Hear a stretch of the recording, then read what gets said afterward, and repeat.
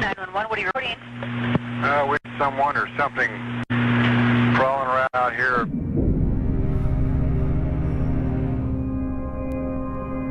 Did you see what it was?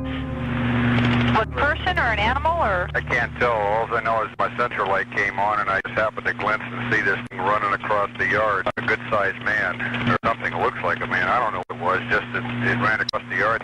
Okay. You've had problems in the neighborhood before? Yeah, my dog was killed here just recently. I don't know what it was, whatever it is, it's running. Couldn't catch it if I was going to chase it. But whatever it was standing up. I'm out here looking through the window now and I don't see anything. I don't want to go outside. Jesus Christ, you better... Dio! Hello? Get somebody out here. What's going on now, sir? That son of a bitch is about 6'9", I don't know. You see him now, sir? Yes, I'm looking right at him. Uh-oh. Okay, hang on. He's right... Is he in your yard, sir? Yeah, God, he's big.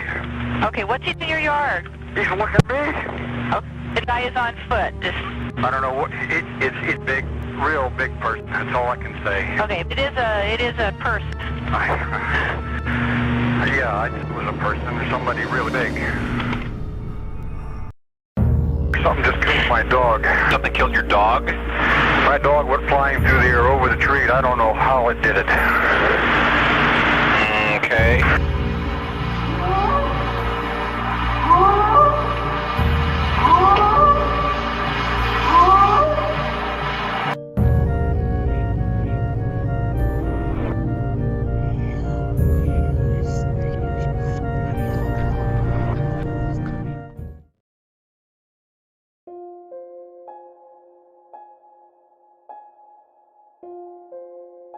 The story behind the Bigfoot 911 call. This is a Sasquatch Mafia documentary.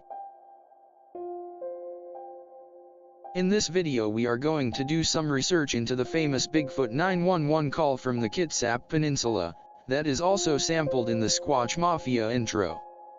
Neither the exact date nor the exact location from where the call was made is known, at least not to the public. 1996 seems to be the most likely year for the calls. Originally 2 calls to the police were made, separated by 2 weeks. The only information about the location known to the public is that the calls come from the Kitsap Peninsula in Washington state. The 911 calls were released to the public by Ron Morehead in the late 90s. Morehead also interviewed the caller together with Peter Byrne. At first let's listen to the 2 calls as they were released by Ron Morehead. Here is the first call. 911, what are you reporting? I got a strange going on out here. Something just killed my dog. Something killed your dog? My dog went flying through the air over the tree. I don't know how it did it. Okay. Damn it, I'm really confused. All I saw was my dog coming over the fence and he was dead when she hit the ground. I didn't see any cars. All I saw was my dog coming over the fence. This is the entire first call as it was released to the public. So now, let's listen to the second call. 911, what are you reporting? We got someone or something crawling around out here. Did you see what it was?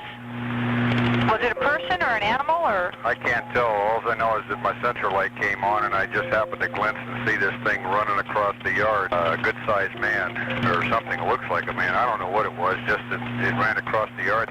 Okay. You've had problems in the neighborhood before? Yeah, my dog was killed here just recently. I don't know what it was, whatever it is, it's running. I couldn't catch it if I was going to chase it. But whatever it was standing up. I'm out here looking through the window now and I don't see anything. I don't want to go outside. Jesus Christ, you better... Sir? Dio! Hello? Get somebody out here. What's going on now, sir? That son of a bitch is about 6'9", I don't know. Do you see him now, sir? Yes, I'm looking right at him. Uh-oh. Okay, hang on. He's right... Is he in your yard, sir? Yeah, God, he's big. Okay, what's he doing in your yard? He's looking at me. Oh, and the guy is on foot. I don't know what... It's a big... real big person. That's all I can say. Okay, but it is a person. Yeah, I'd say it was a person or somebody really big. But he's all in black. Is he a black male or a white male? Did you actually see whether, or was he just wearing black? He's all black and he's big. He is big.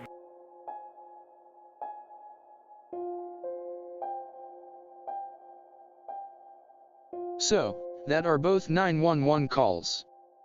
Let's look at what background informations are available for these remarkable calls. Let us take a look at the location from where the calls were made, the Kitsap Peninsula in Washington State in the Pacific Northwest of the United States. The peninsula is situated west of Seattle across the Puget Sound. It is surrounded by water on three sides, the Puget Sound to the east, the Hood Canal to the west, and the waters of Admiralty Inlet to the north. The region is known for its diverse landscapes, including dense forests and shorelines. The eastern boundary of the peninsula is defined by Puget Sound, an intricate network of fjord-like inlets, bays, and islands. To the north, Admiralty Inlet separates the Kitsap Peninsula from the mainland.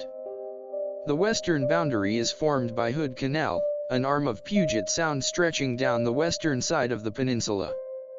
Hood Canal also separates the peninsula from the Olympic Peninsula on its west side. The peninsula is connected to the mainland by bridges and ferry routes. Its name comes from Chief Kitsap, an 18th and 19th century warrior and medicine man of the Squamish tribe. The Squamish were one of the historical fishing tribes belonging to the Coast Salish group of peoples, and their ancestral grounds were based on the eastern shores of the Kitsap Peninsula. Seattle is named after the tribe's most famous leader, Chief Seattle. The peninsula has an area of approximately 393 square miles and an estimated population of around 281,000 people, around 700 persons per square mile. Over 95% of the population lives in urban areas. The peninsula is mainly characterized by diverse and dense forests that mainly consist of Douglas fir, red cedar, and western hemlock. Deers, bobcats, raccoons, coyotes, and a diverse array of other species inhabitate the forests of the peninsula. Also, some rare sightings of mountain lions and black bears have been reported. So, the Kitsap Peninsula could very well be a suitable habitat for a theoretical North American wood ape.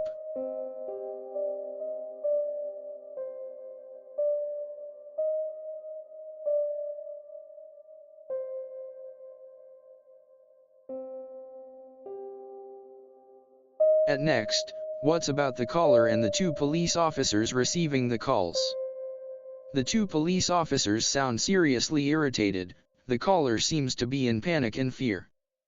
The caller as well as the female officer sound as they have an idea about what the creature in the yard could be. The female officer asks the man if it is a person and if the person is on foot. Also, she asks the caller if he can see if it is a male or a female. All those questions imply ulterior motives. The caller says multiple times that he is not sure what he is looking at and if that is a person in his yard. Also, he emphasizes the size of the creature multiple times in panic. It seems as both of them clearly think about a Bigfoot-like creature.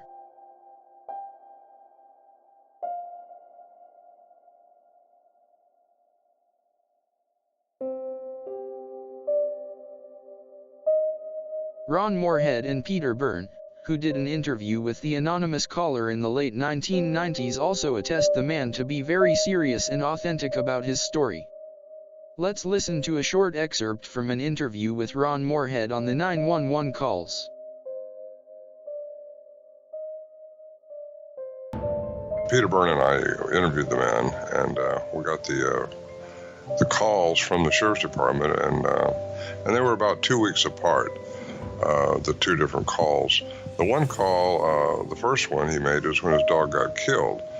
Well, I edited that, and we got the Peter Byrne and I interviewed the man, and we got the calls from the sheriff's department, and I edited it down, so there's a lot of typing in between his talking and the dispatcher's talking, and they were about 2 weeks apart. The two different calls. The one call, the first one he made was when his dog got killed. He don't know how that happened because he said he'd seen it fly over the fence and it landed. We measured it 35 feet from the fence. And where it went over the fence, he showed us the spot on the limb. It was like there was a tree close by, 9.5 feet up is where the dog comes sailing over. And what he said he heard was a big thump. And this was like 1 o'clock, 1:30 in the morning, something like that. He's working in his garage and when this happened. he was very compelling, very believable, and he was a Vietnam vet, and he was very sober. I looked over the other side of the fence looking to see if there's any horses or anything, sign of anything else, and couldn't find anything. Well, his dog was an older German Shepherd, a big dog, and it was his favorite dog, actually. He had two other smaller ones that used to always go out and yap and anything, but they came in and cowered down, and his German Shepherd went out, and that kind of puzzled him. Anyway, we tried to get permission from him to dig the dog up. He wouldn't allow that, and he just seems to stay out of the picture. He knows what he saw, and he knows he saw a Bigfoot, but he didn't want to say a Bigfoot to the dispatcher. They might have laughed him off and not sent anybody out. But anyway, it was very compelling, his recount of that. It's on actually on the Kitsap Peninsula, which is, I don't usually tell people that, but it doesn't really matter now. The guy doesn't live there any longer, I don't believe. He told us what he saw. That's what he saw, pretty much. That right there, he saw this thing looking at him. He had a car parked outside of his garage. He had these light sensors on the outside of his garage. And he had his garage doors closed, but he had the windows in his garage door, like some of us do, let light in the daytime.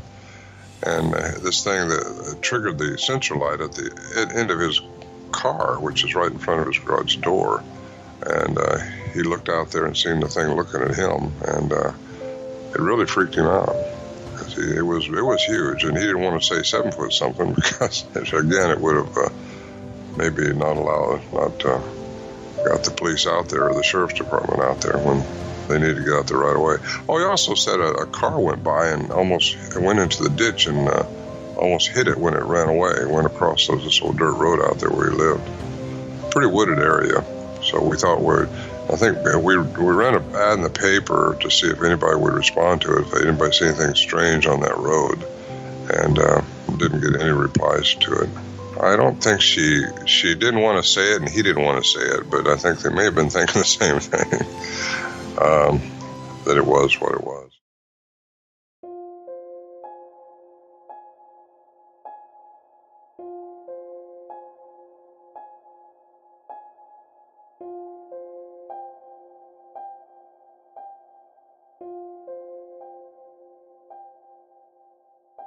What's your opinion on the Bigfoot 911 calls from the Kitsap Peninsula? Do you think they are authentic? Let me know in the comment section below. Hit the like button if you have enjoyed this video on the Bigfoot 911 call. Subscribe to the Squatch Mafia channel at YouTube for more videos on Bigfoot, Sasquatch, and cryptozoology. Join Squatch Mafia at Patreon for more Bigfoot documentaries and encounter videos. Thank you for squatching.